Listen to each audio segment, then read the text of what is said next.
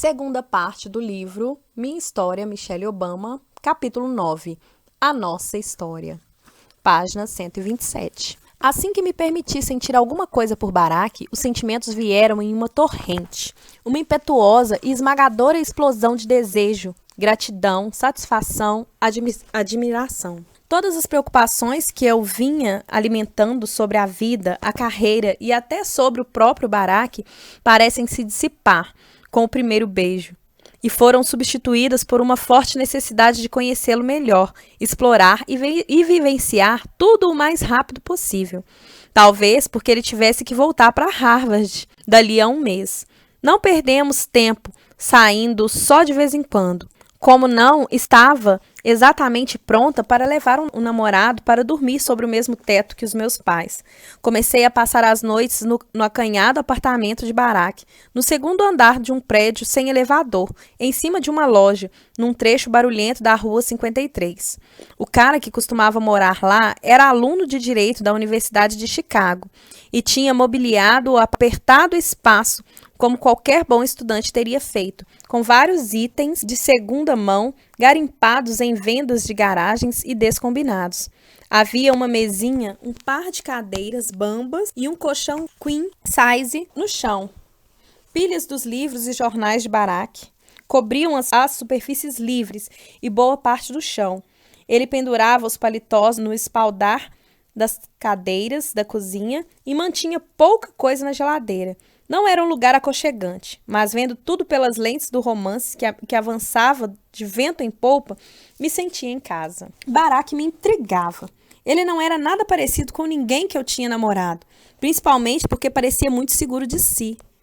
Demonstrava carinho em público, me dizia que eu era linda, me fazia sentir bem. Barack era meio como um unicórnio, tão extraordinário a ponto de parecer irreal. Ele nunca falava sobre coisas materiais, como comprar uma casa, um carro, nem mesmo sobre comprar sapatos novos. Grande parte de seu dinheiro era gastos em livros, que para ele eram como objetos sagrados, fornecendo lastro para sua mente. Ele lia noite adentro, muitas vezes até bem depois de eu pegar no sono, esmiuçando obras de histórias biográficas e Toni Morrison também. Ele lia vários jornais todos os dias de ponta a ponta, ficava de olho nas mais recentes resenhas de livros, acompanhava a tabela de classificação da Liga Americana de Beisebol e se informava sobre o que os conselheiros municipais do Southside estavam fazendo. Era capaz de discorrer com a mesma paixão sobre as eleições da Polônia e sobre quais filmes Roger Ebert havia massacrado e por quê. Sem ar-condicionado, não tínhamos opção, a não ser dormir com as janelas abertas à noite, tentando refrescar o apartamento abafado e sufocante. O que ganhávamos em conforto, sacrificávamos em silêncio. Na época, a Rua 53 era um ponto movimentado, até o fim da noite, uma via de passagem para carros rebaixados com escapamento sem abafador. A impressão era de que quase de hora em hora uma sirene da polícia passava fazendo um estrondo, ou alguém começava a berrar, descarregando um indigno jorro de insultos e palavrões que me faziam acordar sobressaltada no colchão. Eu achava perturbador, mas Barack não se abalava. Percebi que ele estava mais à vontade com a turbulência do mundo do que eu, mais disposto a absorver tudo sem se angustiar. Certa noite despertei e topei com ele fitando o teto. Seu perfil iluminado pelo clarão da luz que vinha de fora parecia um pouco incomodado, como se estivesse refletindo sobre algo profundamente pessoal. Era o nosso relacionamento? A perda do pai dele? Ei, no que você está pensando aí? Sussurrei. Ele se virou para olhar para mim, seu sorriso um pouco encabulado. Ah, disse ele, só estava pensando na desigualdade de renda. Aos poucos eu descobria que era assim que a mente de Barack funcionava. Ele ficava obcecado pelas questões grandiosas e abstratas, impulsionado por alguma noção maluca de que poderia fazer alguma coisa a respeito delas. Devo dizer que isso era uma novidade para mim. Até então, eu tinha convivido com pessoas boas, que se preocupavam com as coisas bastante importantes, mas cujo foco era, acima de tudo, construir a própria carreira e sustentar a família. Barack era diferente. Estava em sintonia com as exigências do dia a dia de sua vida. Mas, ao mesmo tempo, especialmente à noite, seus pensamentos pareciam vagar em plano muito mais amplo.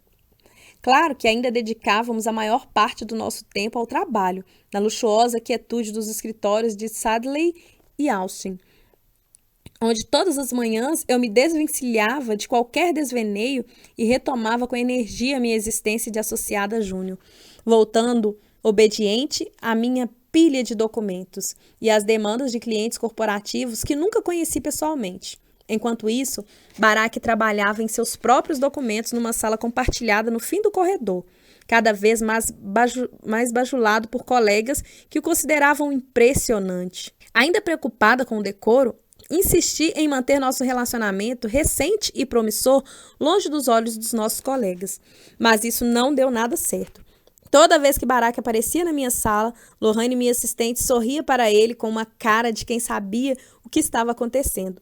Tínhamos sido, inclusive, pegos em flagrante na primeira noite em que saímos em público com o casal, pouco depois do nosso primeiro beijo, quando fomos ao Instituto de Arte e depois ao Walter Tower Place, para ver o filme Faça a Coisa Certa. Na fila da pipoca, nos deparamos com um dos sócios mais importantes do escritório e sua esposa, Josephine. Eles nos cumprimentaram com maior entusiasmo, até a aprovação, e não fizeram comentário algum sobre o fato de estarmos juntos. Mas ainda assim, lá estávamos nós.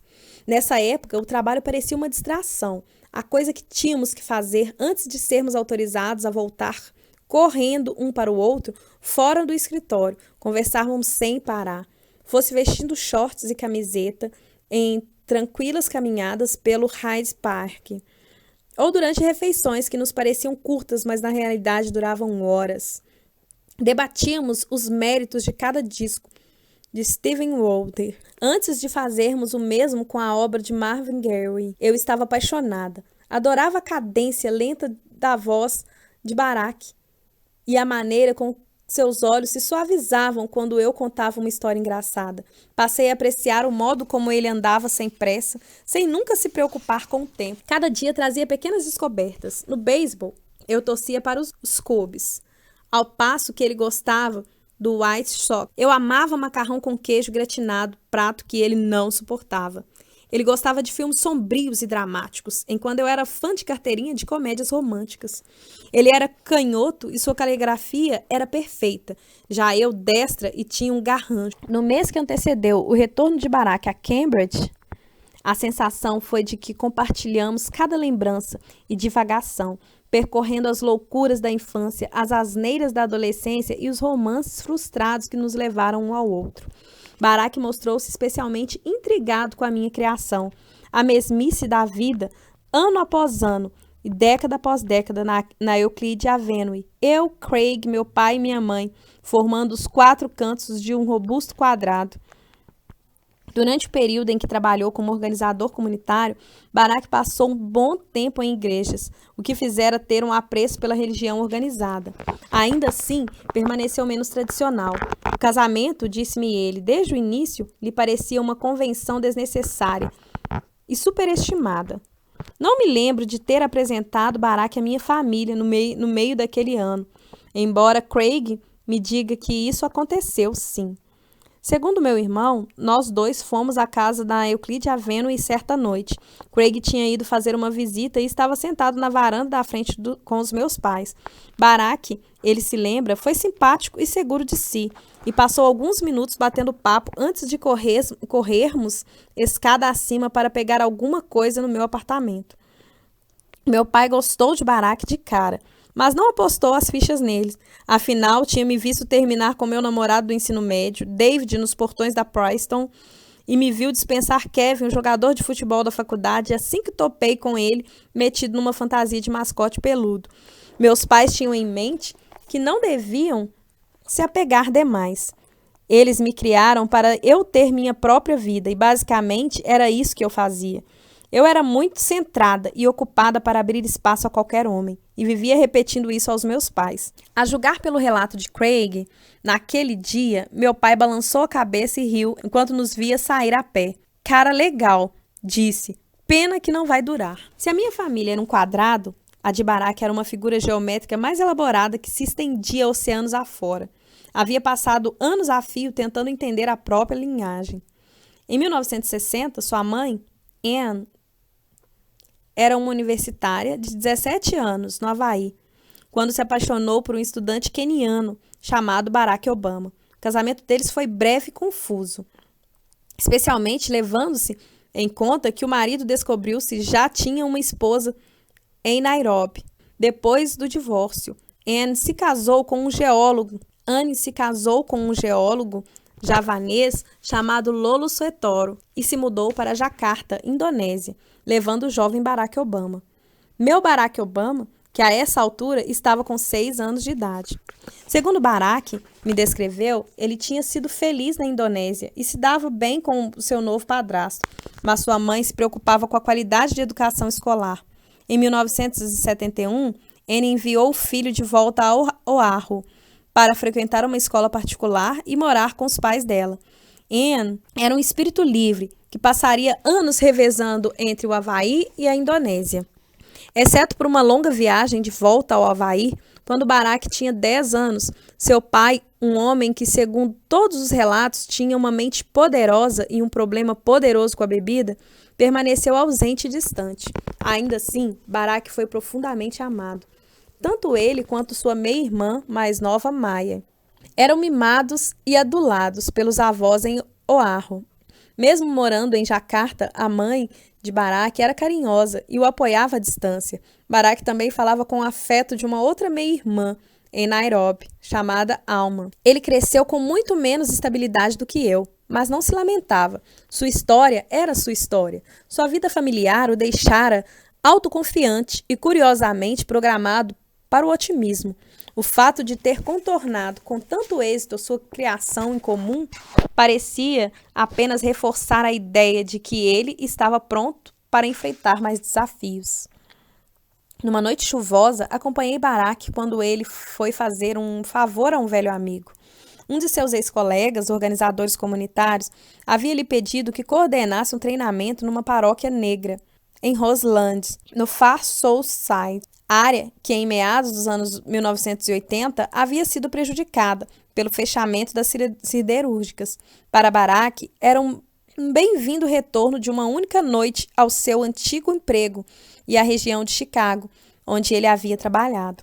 Assim que entramos na igreja, me dei conta de que ainda estávamos vestidos com a roupa do escritório e que eu nunca havia refletido sobre o real trabalho de um organizador comunitário. Descemos uma escada até o porão de teto baixo com lâmpadas fluorescentes, onde 15 paroquianos, em sua maioria mulheres, pelo que me lembro, estavam sentadas em cadeiras dobráveis, no que parecia ser uma sala que também funcionava uma creche, abanando-se no calor. Sentei-me numa cadeira no fundo enquanto Barack andou até a frente da sala e cumprimentou os presentes. A plateia deve ter enxergado Barack como um jovem cara de advogado. Vi que todos o olhavam de cima a baixo, tentando descobrir se ele era alguma espécie de forasteiro, cheio de opiniões, ou se de fato tinha algo de valor a oferecer. Era uma atmosfera bastante familiar para mim. Cresci frequentando a oficina do opereta semanal da minha tia-avó, Rob, numa igreja episcopal metodista africana, não muito diferente daquela. As mulheres ali reunidas não eram diferentes das senhoras que cantavam no coro de Rob, ou que apareceram com caçarolas de comida depois do enterro de Southside. Eram mulheres bem intencionadas, com pensamento coletivo, em geral mães ou avós solteiras. O tipo de pessoa que inevitavelmente se voluntariaria para ajudar quando ninguém mais se oferecia. Barack pendurou o paletó no espaldar da cadeira e tirou o relógio do pulso, colocando-o sobre a mesa à sua frente, atento à hora.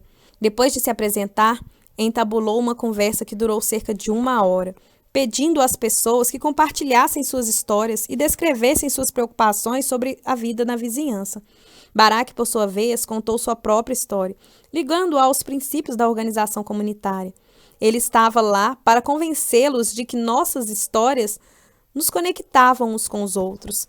Por meio dessas conexões, era possível transformar um descontentamento em algo útil. Mesmo eles, disse Barack, um pequeno grupo dentro de uma pequena igreja, no que parecia ser um bairro esquecido, eram capazes de construir um verdadeiro poder político. Isso exigia esforço, advertiu ele. Era preciso criar uma estratégia de mapeamento, ouvir com atenção os vizinhos e construir uma relação de confiança em comunidades, onde a confiança era muitas vezes inexistente. Significava pedir a pessoas que você não conhecia que lhe dessem um pouco de tempo delas ou uma pequena fração do salário que recebiam. Envolvia ouvir não, de 10 ou 100 maneiras diferentes antes de ouvir o sim, que faria toda a diferença.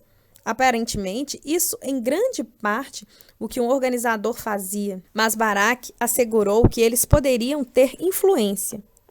Eles poderiam fazer as mudanças.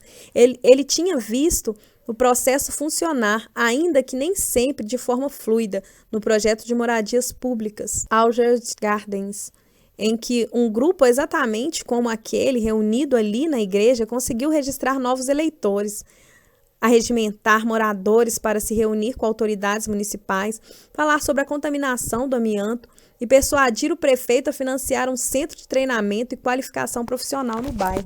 A mulher corpulenta sentada ao meu lado colocou no joelho a criança que estava segurando no colo e não escondeu o ceticismo. Com o queixo erguido e fazendo beiços, ela inspecionou Barak como se dissesse: "Quem é você para nos dizer o que fazer?" Mas o ceticismo não incomodava Barak, da mesma forma que ele parecia não se abalar com adversidades e dificuldades. Afinal, Barak era um unicórnio, moldado por seu nome incomum, sua estranheza, ascendência, sua etnia difícil de entender, seu pai ausente, sua mente singular. Estava acostumado a se afirmar em praticamente todos os lugares onde ia. A ideia que ele estava apresentando não era fácil de aceitar, nem poderia ser. Roseland havia recebido uma pancada atrás da outra. Do êxodo de famílias brancas e o colapso da indústria siderúrgica, a deterioração das escolas e o crescimento do tráfico de drogas. Barak me dissera que, atuando como organizador junto a comunidades urbanas, na maioria das vezes, ele tinha de lutar contra o profundo cansaço das pessoas, especialmente os negros. Um ceticismo gerado por 1000 pequenas decepções ao longo do tempo. Eu compreendi essa exaustão. Tinha visto aquilo no meu próprio bairro, na minha própria família. Uma amargura, um lapso na fé. Esse sentimento vivia nos meus avós, fruto de todas as metas que eles abandonaram e concessões que tiveram que fazer. Estava entranhado na professora de 2ª série que desistiu de tentar de nos ensinar na Bryn Mawr. Estava no vizinho que parou de cortar a grama ou de querer saber para onde seus filhos iam depois da aula. Vivia em cada lixo que os descuidados jogavam na grama do nosso parque local e em cada copo de cerveja que se bebia antes de anoitecer. Vivia em tudo que considerávamos impossível de consertar, incluindo nós mesmos. Barak não foi complacente com as pessoas de Roseland. Tampouco tentou conquistá-la, escondendo seu próprio privilégio e agindo de forma mais negra.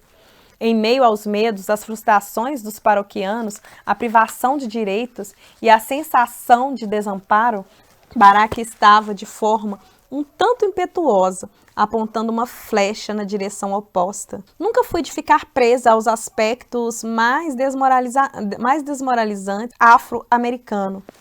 Fui criada para pensar positivo. Absorvi o amor da minha família e o empenho dos meus pais em nos ver bem-sucedido. Estava com Santita Jackson nos comícios da Operação Push, ouvindo o pai dela pedir aos negros que se lembrassem do orgulho deles. Meu objetivo sempre foi ver além do meu bairro, olhar para frente e superar. E eu tinha vencido. Amealhei 2 diplomas de universidades de elite. Tinha um lugar à mesa dos Sidley e Austin. Enchi meus pais e avós de orgulho, mas ouvindo Barak comecei a entender que sua versão de esperança era bem mais ampla. Eu me dei conta de que uma coisa era sair de um lugar empacado, outra totalmente diferente era tentar desempacar o lugar. Mais uma vez, me vi fascinada, dominada pela sensação de ver como Barak era especial. Aos poucos, todos ao meu redor, também as senhoras da igreja, começaram a menear a cabeça em sinal de aprovação, pontuando as frases deles com e gritos de "é isso aí". Ao fim da fala, a voz de Barak subiu em intensidade. Ele não era pregador, mas sem dúvida estava pregando algo, o ideal. Estava fazendo uma oferta pelo nosso investimento. As opções, a seu ver, eram estas: ou você desiste ou trabalha em prol da mudança. O que é melhor para nós? Perguntou Barak. Nós nos contentamos com o mundo do jeito que ele é ou trabalhamos por um mundo como deveria ser? Essa era uma frase emprestada de um livro que ele tinha lido quando começou a trabalhar como organizador e que ficaria comigo durante anos. Foi o mais perto que cheguei de entender o que o motivava. O mundo como deveria ser. Ao meu lado, a mulher com o bebê no colo quase explodiu. É isso aí! Urrou, finalmente convencida. Amém. Amém, pensei comigo mesmo, porque eu também estava convencida. Antes de voltar para a faculdade de Direito, em meados de agosto, Barak disse que me amava. Esse sentimento floresceu entre nós de um jeito tão rápido e natural que o momento em si nada teve de especialmente memorável. Não me lembro quando ou como exatamente aconteceu. Foi apenas uma articulação terna e significativa da coisa que nos pegara de surpresa, mesmo nos conhecendo havia alguns meses.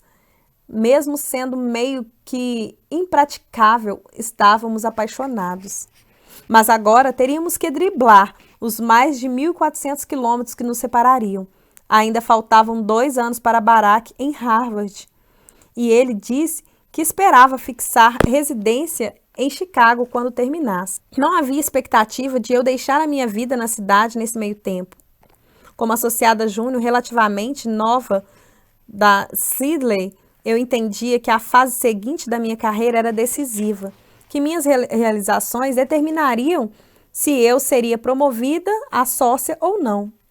Como tinha passado pela faculdade de Direito, eu sabia o quanto Barak estaria ocupado. Ele foi escolhido como editor da Harvard Law Reviews, periódico mensal dirigido por estudantes e considerado uma das principais publicações jurídicas do país. Era uma honra ser designado para a equipe editorial, mas também era como encarar o emprego de tempo integral concomitante à já pesada carga de um aluno de direito. Em que pé isso nos deixava? Só nos restava o telefone. E isso foi em 1989, quando os telefones não estavam no nosso bolso. Mensagens de texto não eram possíveis. Nenhum emoji poderia substituir um beijo. O telefone exigia tempo e disponibilidade mútua. Os telefonemas aconteciam em geral em casa, à noite, quando as pessoas já estavam absolutamente cansadas e precisando dormir. Antes de partir, Barak me dizia que preferia escrever cartas. Não sou um cara muito chegado a telefone, foi a definição dele, como se isso resolvesse a questão. Mas isso não resolvia coisa alguma. Tínhamos acabado de passar o meio de um ano inteiro conversando. Eu não relegaria o nosso amor ao ritmo rastejante do serviço postal. Essa era outra pequena diferença entre nós. Barak era capaz de derramar seu coração na ponta de uma caneta. Tinha sido criado à base de cartas. Seu sustento chegava na forma de envelopes finos que sua mãe mandava via correio aéreo da Indonésia. Já eu, uma pessoa do tipo cara a cara, criada nos jantares de domingo na casa do Southside, onde às vezes era preciso gritar para ser ouvido, minha família era tagarela. Meu pai, que recentemente havia trocado o carro por uma perua adaptada para acomodar sua deficiência, ainda fazia questão de aparecer na casa dos primos sempre que possível para visitá-los. Amigos, vizinhos e primos também apareciam com frequência na Euclides Avenue e ficavam plantados na sala, ao lado do meu pai, sentado em sua poltrona, para contar histórias e pedir conselhos. Até David, meu antigo namorado do ensino médio, vez ou outra passava por lá para buscar conselhos, o aconselhamento dele. Meu pai também não tinha problema algum com o telefone. Durante anos, eu o vi ligar para minha avó na Carolina do Sul, quase diariamente pedindo notícias dela. Informei a Barak que para que nosso relacionamento desse certo, seria melhor ele se sentir à vontade falando ao telefone. Se eu não puder falar com você, anunciei, talvez tenha que encontrar outro cara que me dê ouvidos. Eu estava brincando, mas só um pouco. E foi assim que Barak passou a ser chegado a falar no telefone.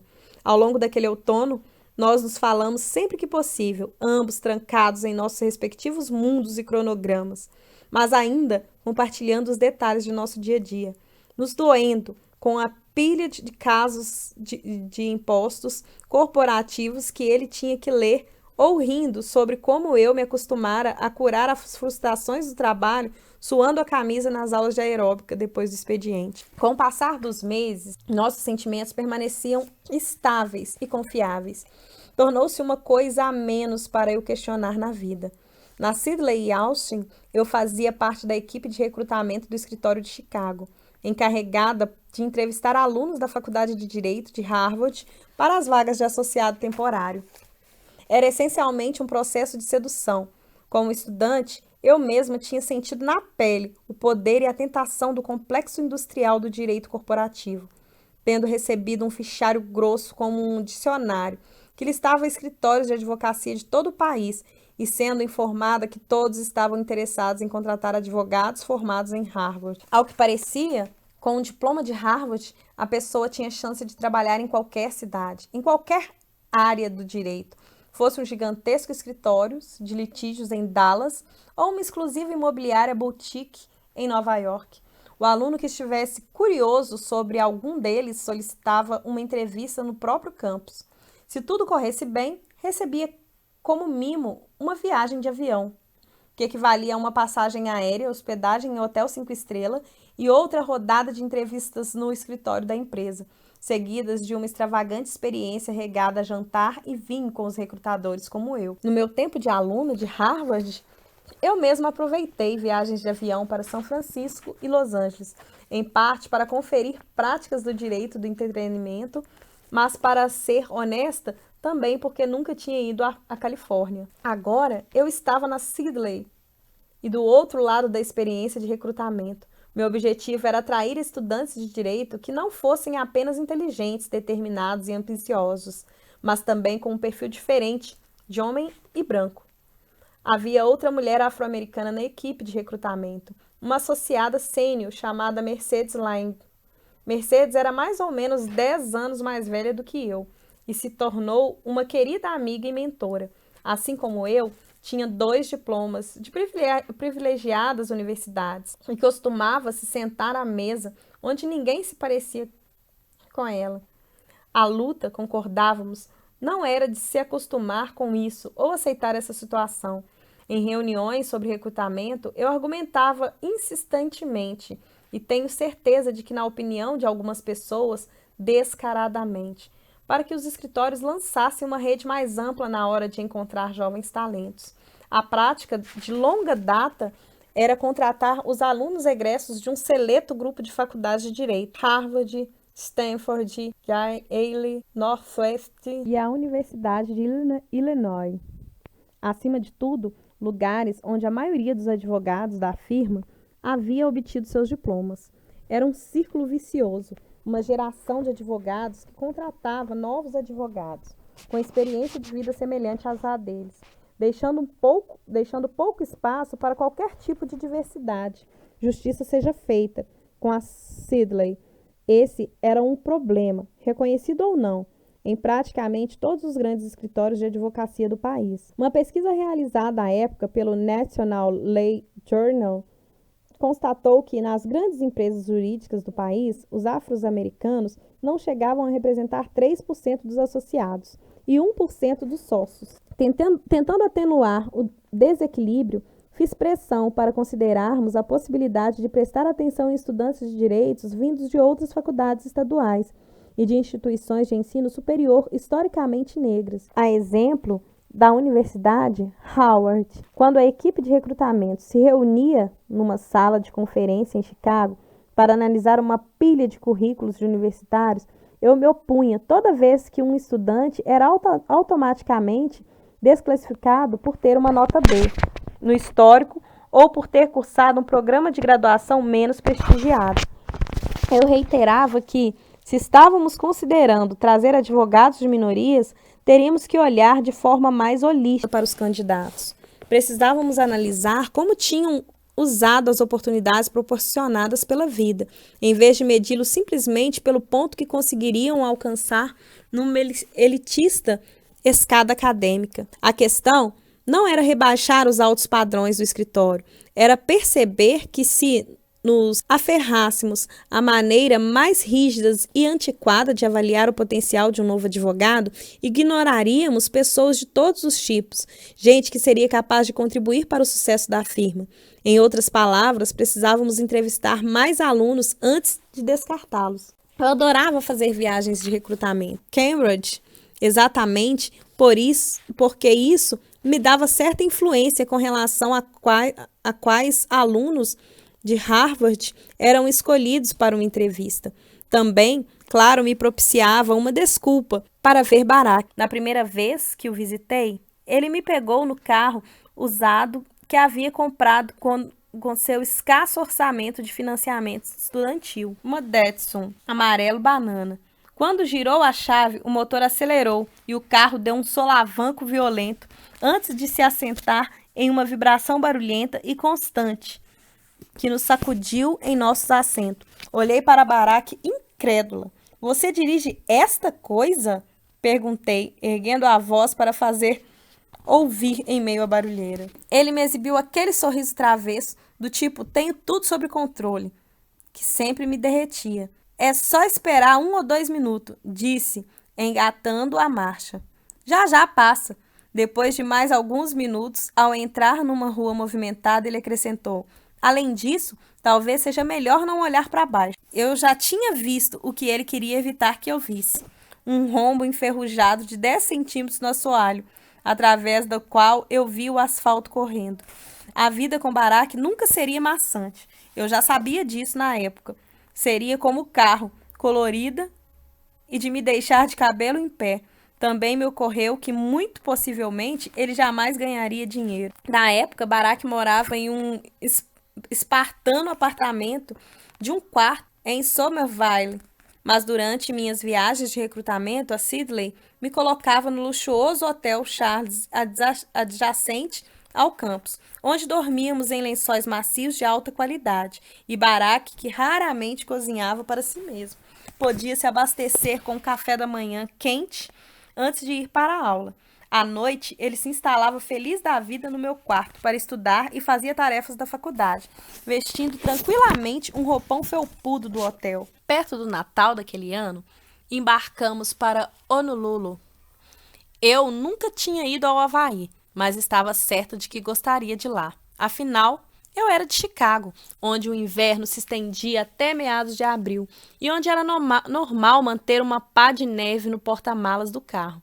Eu era dona de uma desconcertante quantidade de roupas de lã. Para mim, ficar longe do inverno sempre era um prazeroso passeio.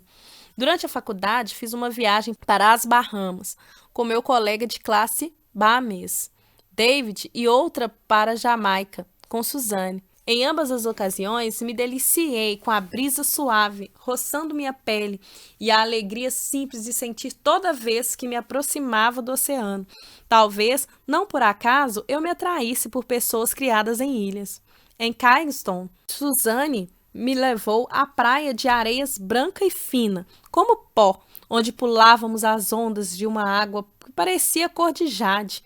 Ela me conduziu habilmente por um caótico mercado ao ar livre, tagarelando com vendedores ambulantes.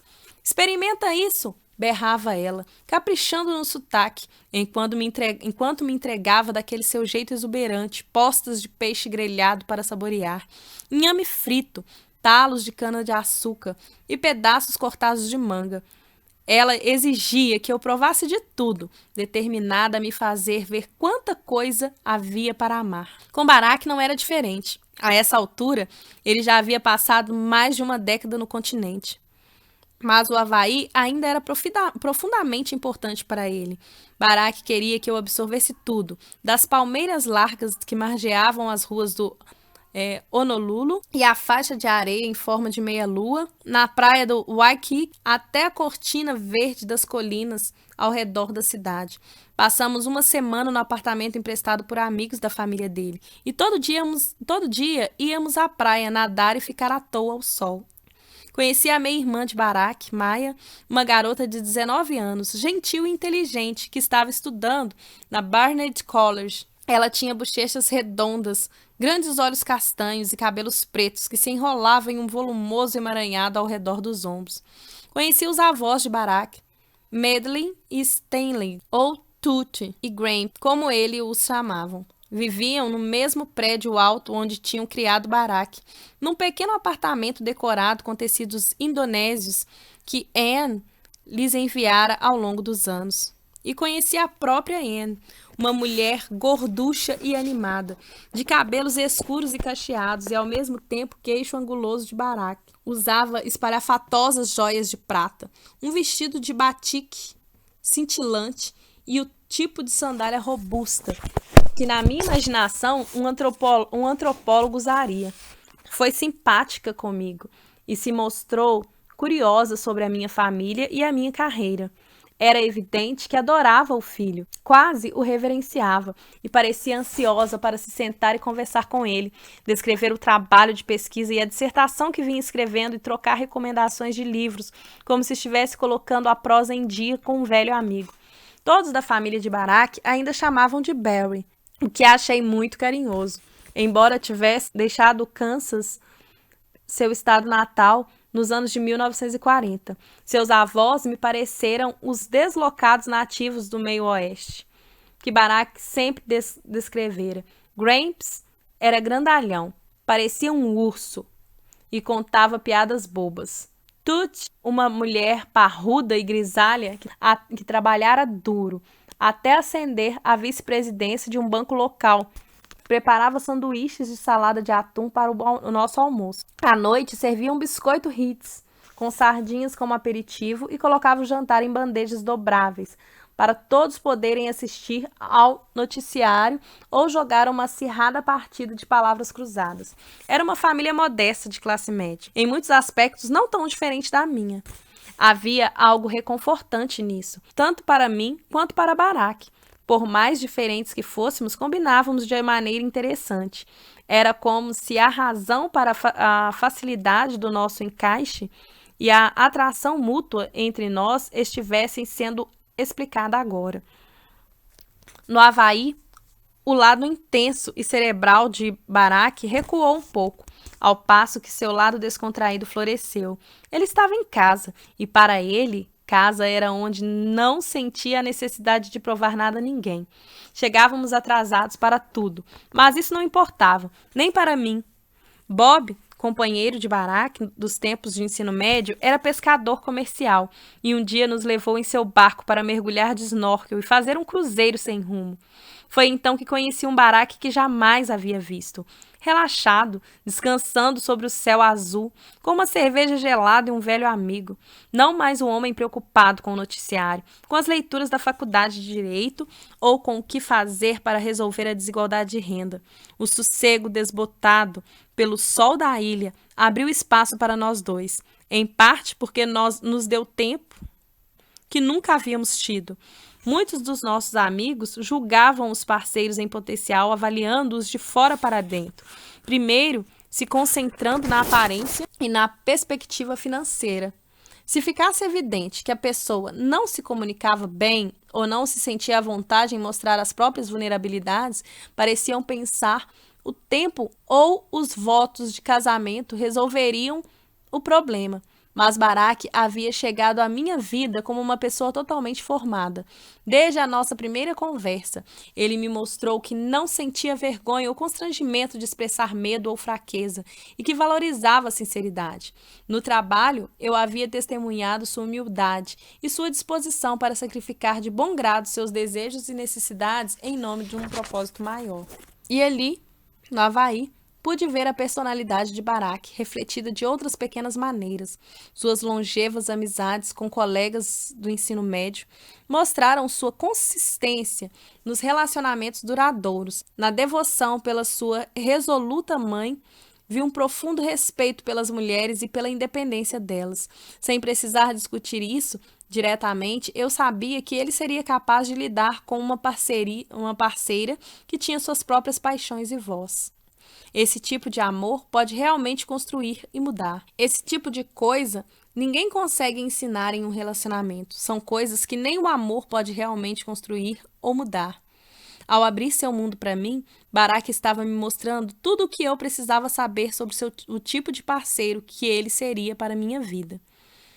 Certa tarde, pegamos um carro emprestado e dirigimos até a região norte da ilha de Oahu, a North Shore, onde nos sentamos em uma faixa de areia macia e observamos os surfistas rasgarem ondas enormes.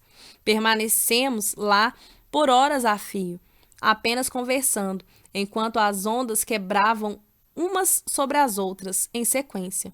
O sol caía em direção ao horizonte e os banhistas se preparavam para ir embora.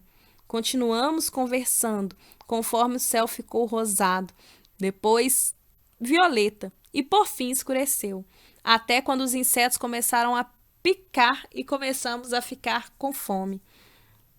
Se eu tinha ido ao Havaí para conhecer algo do passado de Barack, agora estávamos sentados à beira de um gigantesco oceano, experimentando uma versão do futuro, discutindo em que tipo de casa gostaríamos de viver um dia, de pais queríamos ser. Parecia especulação e ousadia demais falar assim, mas também foi reconfortante, porque a sensação era de que talvez nós nunca parássemos, de que talvez aquela conversa poderia continuar por toda a vida. Em Chicago, longe de Barack, de vez em quando, eu ainda ia a um happy hour com os amigos, mas raramente ficava até tarde. A dedicação de Barack à leitura havia despertado em mim um novo vício em livros. Comecei a ficar contente em passar o sábado à noite lendo um bom romance no sofá. Quando eu me entediava, ligava para velhos amigos. Mesmo namorando sério, eram minhas amigas que me mantinham firmes e estáveis. Santita Jackson estava viajando pelo país como vocal de apoio de Roberta Fleck. Mas conversávamos sempre que podíamos. Cerca de um ano antes, eu estava sentada com meus pais na sala da casa deles, explodindo de orgulho enquanto assistíamos a Santita e seus irmãos apresentarem o pai na Convenção Nacional do Partido Democrata de 1988. O reverendo Jackson tivera um desempenho respeitável na disputa pela presidência, vencendo mais de 10 primárias antes de ceder a indicação de Michael Dukakis. Ao longo do caminho, encheu lares como o nosso como uma nova e profunda dose de esperança e entusiasmo, mesmo que no fundo do coração entendêssemos que a vitória dele era bastante improvável. Eu falava com frequência com Verna Williams, uma amiga íntima da Faculdade de Direito que até recentemente morava em Cambridge. Ela estivera com Barack algumas vezes e gostava muito dele, mas me provocava, dizendo que eu tinha rebaixado meus padrões insanamente altos para permitir um fumante na minha vida. Angela Kennedy e eu ainda dávamos muitas risadas juntas, apenas de ela estar trabalhando como professora em Nova Jersey, ao mesmo tempo que cuidava de um filho pequeno e tentava segurar as pontas enquanto seu casamento implodia lentamente. Nos conhecemos quando éramos universitárias, bobas e meio imaturas. E agora éramos adultas, com vidas adultas, preocupações adultas. Essa ideia, por si só, às vezes, nos parecia hilária. Suzanne, por sua vez, era o mesmo espírito livre dos tempos em que fomos colegas de quarto no Princeton, entrando e saindo da minha vida de forma meio imprevisível e medindo o valor de seus dias apenas pelo prazer que sentia. Passávamos longos períodos sem trocar uma palavra, mas retomávamos a amizade sem dificuldade alguma. Como sempre, eu a chamava de Crazy e ela me chamava de Mish. Nossos mundos continuavam tão diferentes quanto na faculdade, quando ela frequentava as festas dos clubes de Princeton e chutava a roupa suja para debaixo da cama, enquanto eu organizava minhas anotações da aula de sociologia por códigos de cor. Mesmo assim, Suzanne era como uma irmã, cuja vida eu só podia acompanhar de longe. De outro lado do abismo, de nossas óbvias diferenças, ela era enlouquecedora, encantadora e sempre importante para mim. Pedia meus conselhos e depois fazia questão de ignorá-los. Seria ruim namorar um popstar quase famoso e mulherengo? Ora, sim, seria. Mas ela faria isso de qualquer maneira. Afinal, por que não? O mais irritante foi quando, depois de formada, ela recusou a oportunidade de ir a uma universidade de administração de elite da Ivy League, por concluir que seria muito trabalhoso, portanto, pouco divertido. Em vez disso, obteve uma MBA em um programa de pós-graduação não tão estressante numa faculdade estadual, o que para mim era uma atitude preguiçosa. As escolhas de Suzane, às vezes, pareciam uma afronta ao meu jeito de fazer as coisas, um voto a favor da facilidade e da lei do menor esforço. Hoje, posso dizer que a julguei de forma injusta por suas decisões, mas na época simplesmente achei que tinha razão. Pouco depois de começar a namorar Barack, liguei para Suzane e jorrei meus sentimentos por ele. Ela ficou muito empolgada ao me ouvir falar tão esfuziante e feliz, a felicidade sendo sua moeda. Ela também tinha novidades. Estava abandonando o emprego como especialista em computação no Federal Reserve, é um sistema de reserva federal, para sair em viagem, não por semanas, mas por meses. Suzane e a mãe estavam prestes a embarcar numa aventura, estilo Volta ao Mundo. Afinal, por que não? Eu não seria capaz de imaginar se Suzane sabia inconscientemente que algo estranho estava acontecendo nas células de seu corpo, que um sequestro silencioso estava em andamento.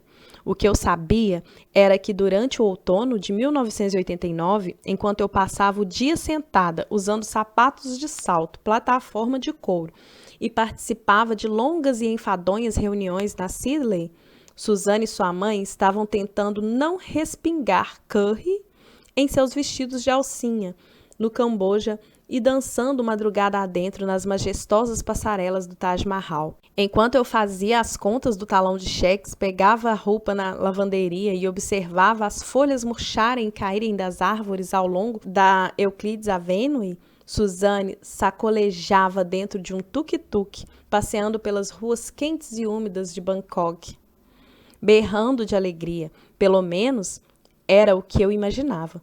Na verdade, porém, não fazia ideia de como estava sua viagem ou que lugares ela realmente visitou, porque Suzane não era de enviar cartões postais ou manter contato. Estava ocupada demais, vivendo, empanturrando-se do que o mundo tinha a lhe oferecer. Quando voltou para casa, em Maryland, e encontrou um momento para entrar em contato comigo, as notícias eram diferentes, tão destoantes da imagem que eu fazia dela que mal conseguia entender.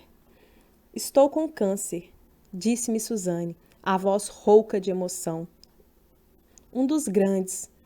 Os médicos haviam acabado de diagnosticar um linfoma agressivo, que a essa altura já estava devastando seus órgãos.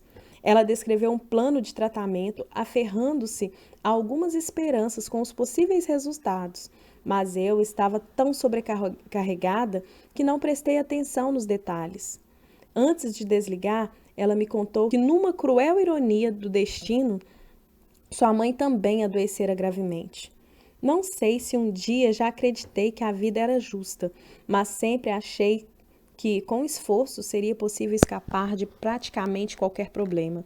O câncer de Suzane foi a primeira vez que essa noção foi posta em xeque, em que vi meus ideais serem sabotados, porque mesmo que ainda não soubesse de todos os detalhes, eu tinha ideias sobre o futuro. Desde o primeiro ano da faculdade, eu mantinha assiduamente um plano de objetivos, uma agenda que era o resultado de todos os itens da lista de metas que estava fadada a cumprir. Para mim e para Suzane, deveria ser assim. Seríamos madrinhas de casamento uma da outra. Nossos maridos seriam totalmente diferentes entre si, é claro, mas mesmo assim gostariam muito um do outro. Teríamos filhos ao mesmo tempo, viajaríamos em uma família para as praias da Jamaica, uma seria sempre um pouco crítica em relação ao jeito da outra de criar os filhos, e ambas seríamos as tias divertidas e favoritas das crianças. Eu daria livros infantis de presente de aniversário para os filhos dela. Ela presentearia os meus com pula-pulas. Daríamos risadas, compartilharíamos segredos e reviraríamos os olhos para as idiosincrasias ridículas uma da outra. Até que um dia perceberíamos que éramos duas idosas, que tinham sido eternas melhores amigas, de repente aturdidas ao perceber como o tempo tinha voado. Isso, para mim, era o mundo como deveria ser. Em retrospecto, acho extraordinário como durante a primeira metade daquele ano eu simplesmente fiz meu trabalho. Eu era advogada e advogados trabalhávamos o tempo todo. Nosso valor e competência estava nas horas que faturávamos. Não há escolha, dizia a mim mesma. O trabalho é importante, dizia a mim mesma. E assim continuei chegando na hora todas as manhãs ao formigueiro corporativo, conhecido como One First National Plaza, no centro de Chicago. Eu abaixava a cabeça e faturava as minhas horas. Em Maryland, Suzanne estava vivendo com sua doença, lidava com consultas médicas e cirurgias, e ao mesmo tempo cuidava da mãe, que também lutava contra um câncer agressivo. Segundo insistiam os médicos, não tinha relação alguma com o de Suzanne. Era azar, infortuito, bizarro, a ponto de ser assustador demais para imaginar. O restante da família de Suzanne não era particularmente unido, exceto por duas de suas primas favoritas, que a ajudavam tanto quanto podiam. Às vezes, Angela ia de carro de Nova Jersey para visitá-la, mas fazia malabarismos para dar conta do emprego e de uma criança pequena. Recrutei Verna, minha amiga da faculdade de Direito, para passar por lá quando pudesse, como uma espécie de procuradora minha. Verna conhecia Suzanne de Harvard e, por coincidência, morava em Silver Spring, num prédio exatamente de frente para o estacionamento do edifício de Suzanne. Era pedir demais a Verna. Ela tinha perdido o pai recentemente e estava às voltas com seu próprio luto, mas ela era uma amiga verdadeira, uma pessoa compassiva. Certo dia, no mês de maio, ela telefonou para o meu escritório e me informou os detalhes de uma visita.